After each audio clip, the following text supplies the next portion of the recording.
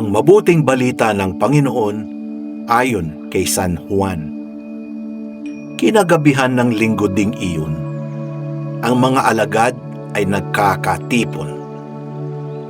Nakapinid ang mga pinto ng bahay na kanilang pinagtitipunan dahil sa takot nila sa mga Hudyo. Tumating si Jesus at tumayo sa gitna nila.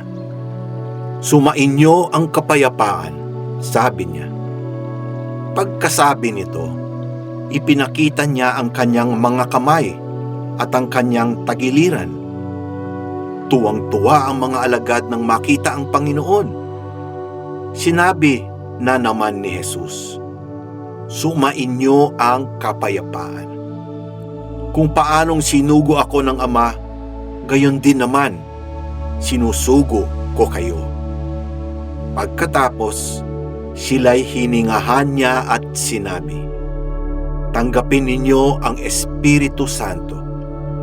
Ang patawarin ninyo sa kanilang mga kasalanan ay pinatawad na nga.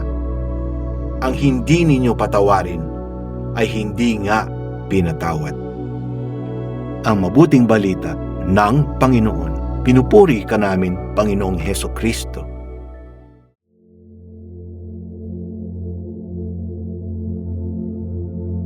Ang Pentecostes, ang sinasabing pagsilang ng Iglesia Katolika.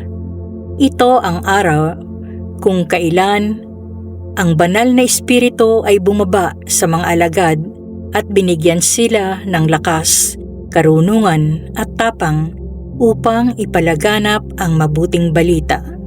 Ang banal na Espiritu ang siyang nagbibigay buhay sa Iglesia, nagbubuklod sa atin sa kabila ng ating pagkakaiba-iba at patuloy na nagpapabanal sa ating buhay.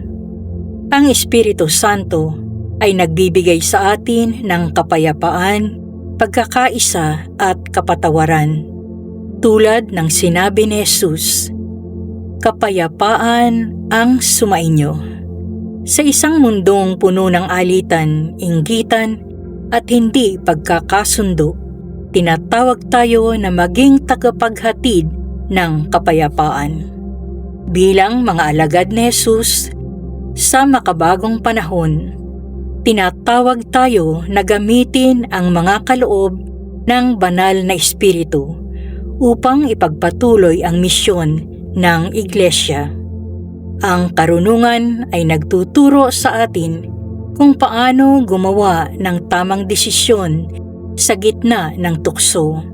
Ang pangunawa ay tumutulong sa atin upang maintindihan ang aral ng Diyos sa ating buhay. Ang payo ay nagbibigay sa atin ng tamang direksyon sa pagharap sa hamon ng buhay. Ang kalakasan ay nagpapalakas sa atin upang manindigan para sa katotohanan. Ang kaalaman ay nagbibigay sa atin ng mas malalim na pagkaunawa sa ating pananampalataya. Ang kabanalan ay nagtutulak sa atin upang patuloy na lumapit sa Diyos. Ang banal na takot sa Diyos ay nagpapanatili sa ating puso ng paggalang at pagmamahal sa Kanya. Sa ating pang-araw-araw na buhay, paano ito magagamit ang mga kaloob na ito?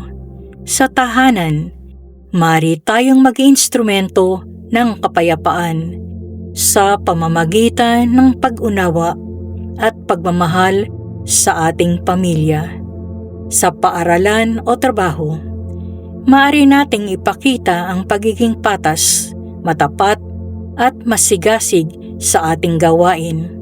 Sa social media, maaari nating gamitin ito hindi para sa paninira, kundi upang ipalaganap ang mensahe ng pagmamahal at pag-asa.